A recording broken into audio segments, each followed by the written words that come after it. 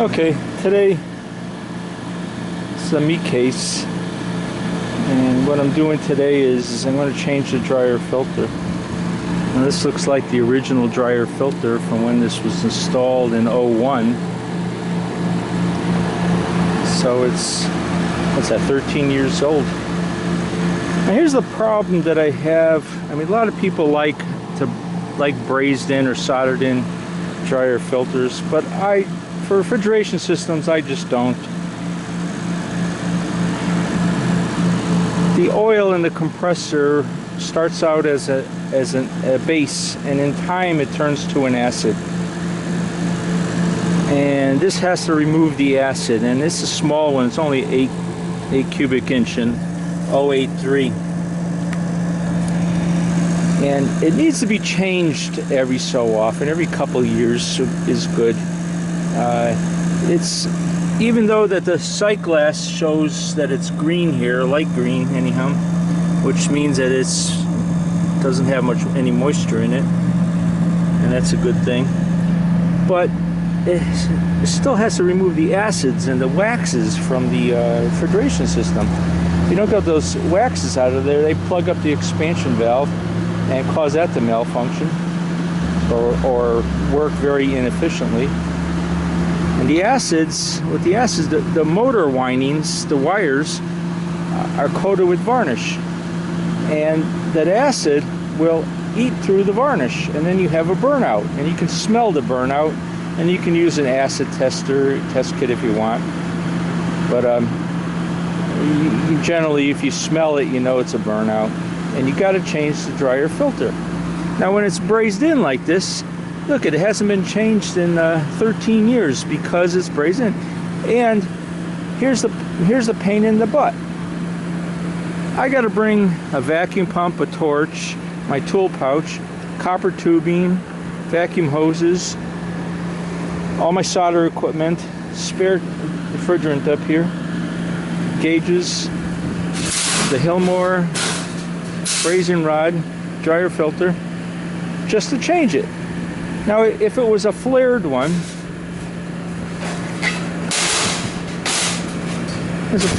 you just pump it down, take the old one off with a couple of wrenches, put it together, pull a vacuum on the low side, and start it up. It's easy. But now it's going to take me, an hour's worth of work. And it's misting today. It's like almost raining. I'm worrying about that. I got my raincoat and I got a tarp to cover everything up if it downpours, which has happened in this town. As a matter of fact, this summer it got washed out. It rained hard, on and off all day long. A 4-hour job took 8 hours that day. They had changed the compressor. I was on a roof over that way. But that's what I'm doing right now. Is I have to. What I'm going to do is cut this out, flare this, put a dryer filter in, and a sight glass, a new sight glass on it. I don't think I can get maybe I can get a flare in over here. It's kind of. I'm not going to try. I'm just going to put a piece of copper tubing here to here, and flare it, and. What I also would like to do is take these capillary tubes off this fitting here and put them on put a T in over here.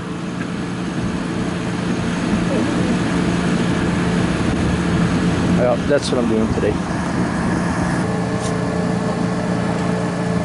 Okay, what I have to do first is pump this down. So the first thing I'm going to do is, this is the liquid line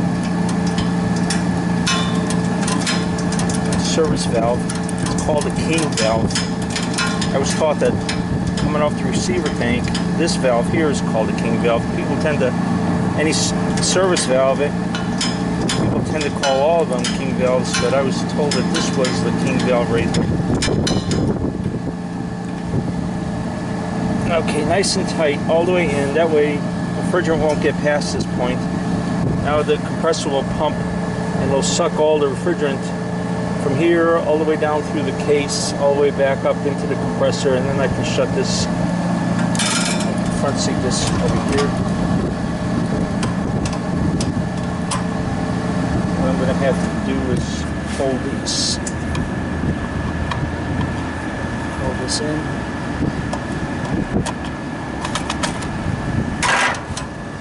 Now, you see how these what do you call it, cap tubes are? They're banging. This one's eventually, someone's going to be working here on it and push it against there. It's going to be hitting that. This one here is already touching here and over here, and it's what'll happen is I'll get a service call on Saturday night. I have to come up here in the snow, and I'll find that all the gas leaked out of the system. So I'm gonna straighten that out anyhow. This one I don't know. Let's see. Try to do that one.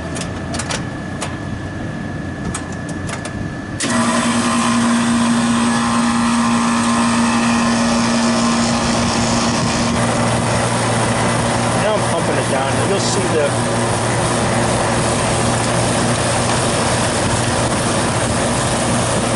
the suction pressure dropping.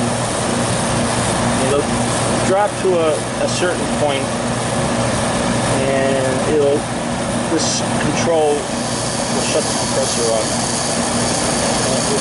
I have to put a screwdriver in it and keep it going until I get to 0 pound pressure. Now it's dropping down pretty low. Is that 4 pounds, 3 pounds, 2 pounds?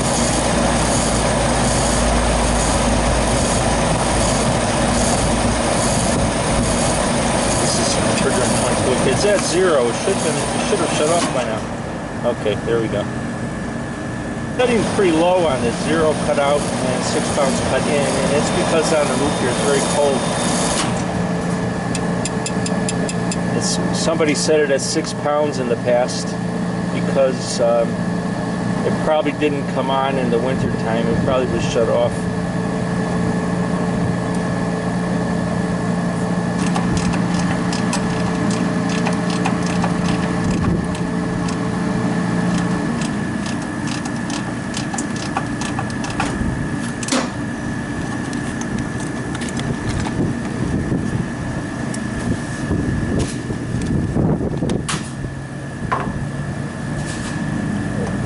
First,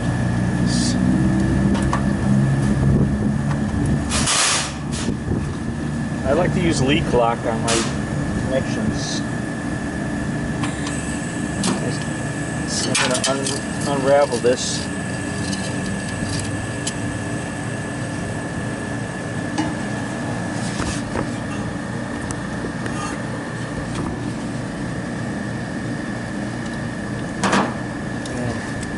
This is how I put tight. The screwdriver makes a tight spring, and it just doesn't vibrate together. It dresses it up, makes it very neat. I don't have that great big springy thing all over the place.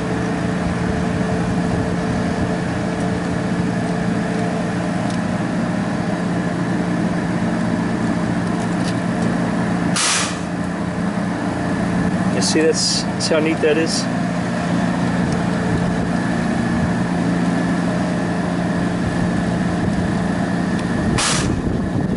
Leak lock is, I've used this for a long time. Quite a while ago when I first started using it, it would dry really hard. I mean, you'd have to put 2 crescent wrenches on it to get it apart. I mean, it was like epoxy almost. It smelled like apples back then.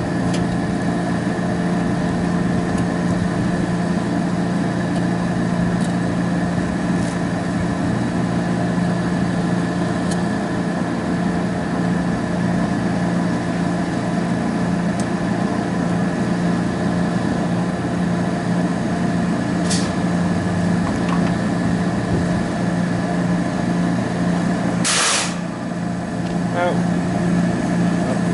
wire tie on this down here. But as long as that doesn't touch our hook here, keep it clear.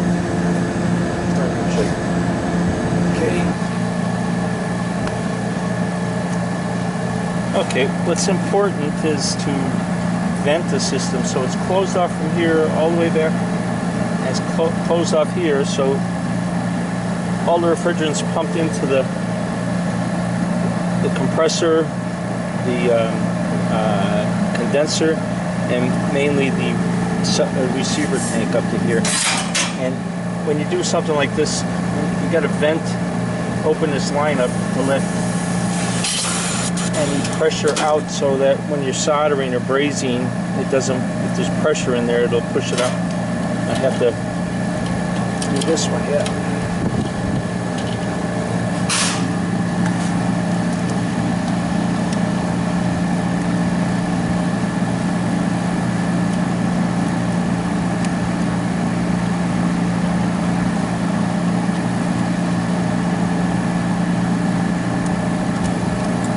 I used to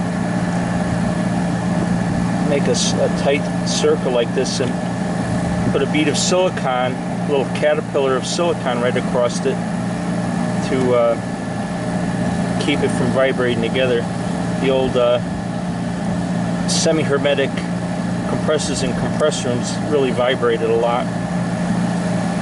They've got the vibration down quite a bit on these, the newer systems.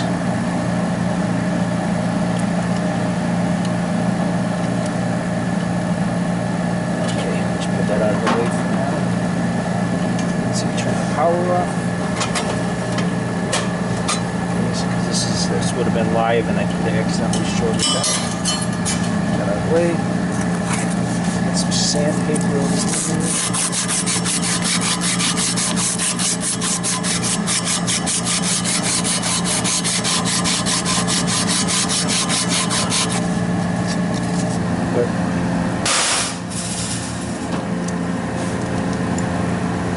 Now, what's important is there's a lip in here. You got to get that out, or it'll end up on the flat surface of the braze of the flare, and you don't want that.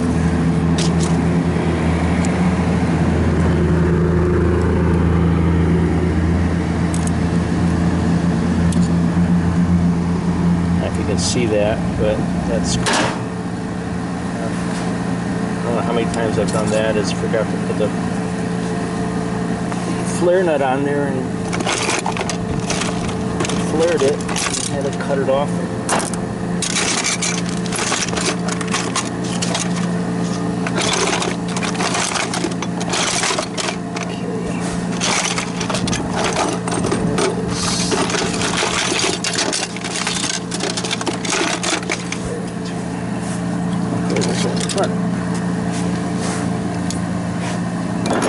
Okay, I've had this flare block for quite a long time. Made really well by Imperial. Always liked Imperial flaring tools.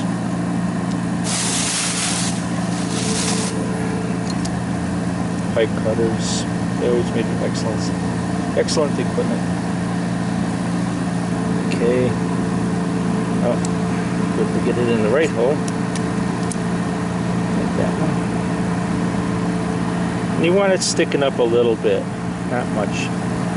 You gotta crank that down tight.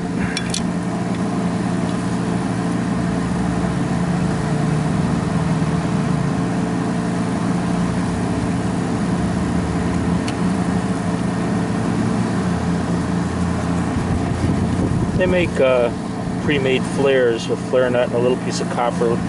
But if you look at the flare inside of it, it just is too small. It's not encompassing the inside of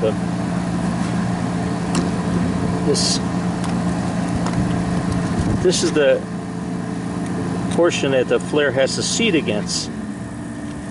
And those pre-made ones only goes like halfway, which is a big potential for a leak. So I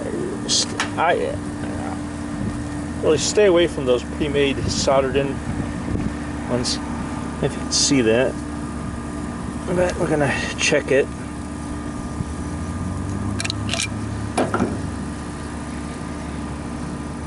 Okay, what's important is not so much this edge stuff, but this surface here. You may have to do it a little bit more.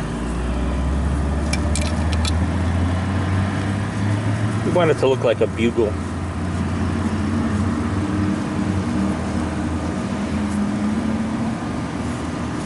Okay, we don't want to overdo it because then it fits inside doesn't fit in the threads.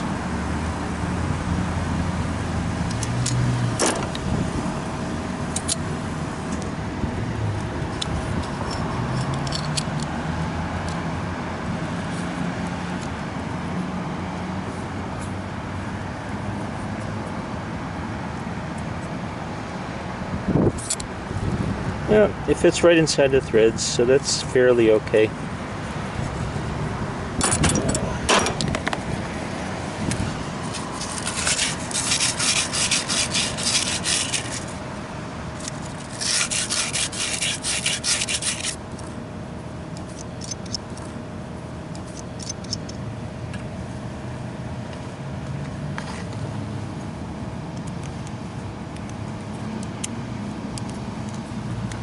Take this. You always have to take the Schrader out because it's got plastic in it. You just can't braze it. You'll end up destroying. So there's a little plastic in there. You can't braze it. I cleaned the inside out already with a wire brush. Time for a new wire brush, I think. Get attached to your old tools.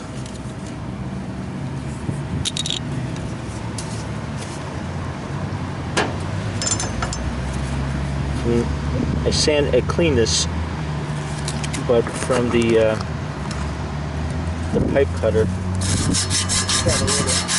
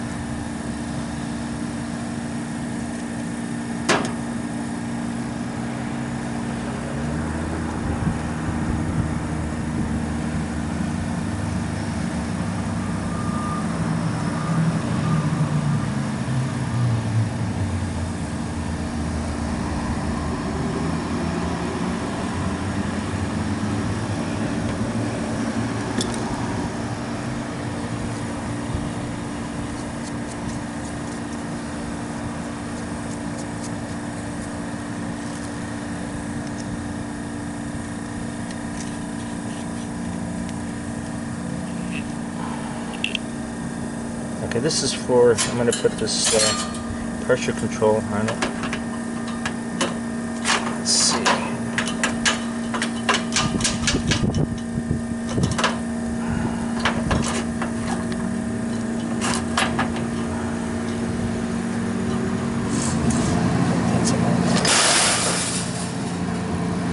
See, I have to trim that up a little bit. These are good. These are the metal caps. I like them. Don't like the plastic ones. I don't know why the EPA ever allowed it. But that'll go in there pretty good. Okay. Put that.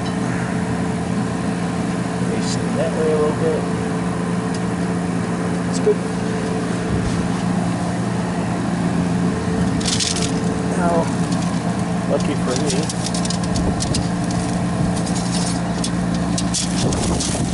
I put a flare on this a while ago, didn't use it, so I'm all flared up and ready to go. So you want to look in there, make sure that that bugle goes all the way out to the threads, and if it doesn't, just put the flare black on and do it again. And sometimes you go make it a little bit too big where it goes into the threads. So what I just do is I get my wrench and I'll just turn it. I've actually just filed it a little bit, and I've turned it, threaded it on. Either way, it's good. Okay. bunch of brakes.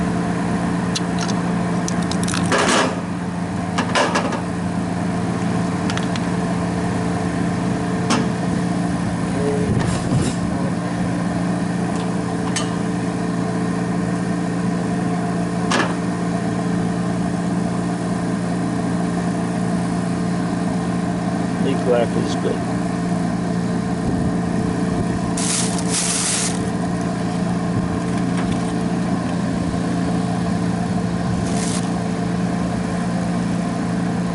I've done this so many times in the past. You put it together without leak lock on it,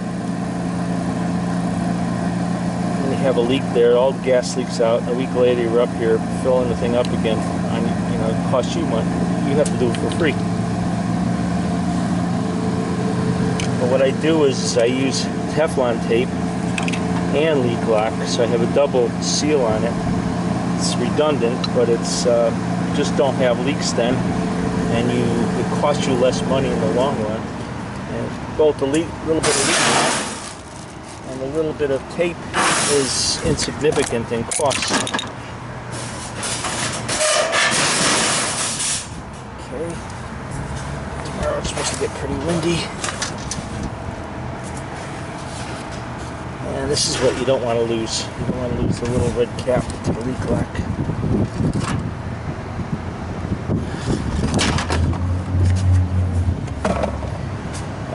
Let's see where my wrenches. Okay, want to make sure that's tight.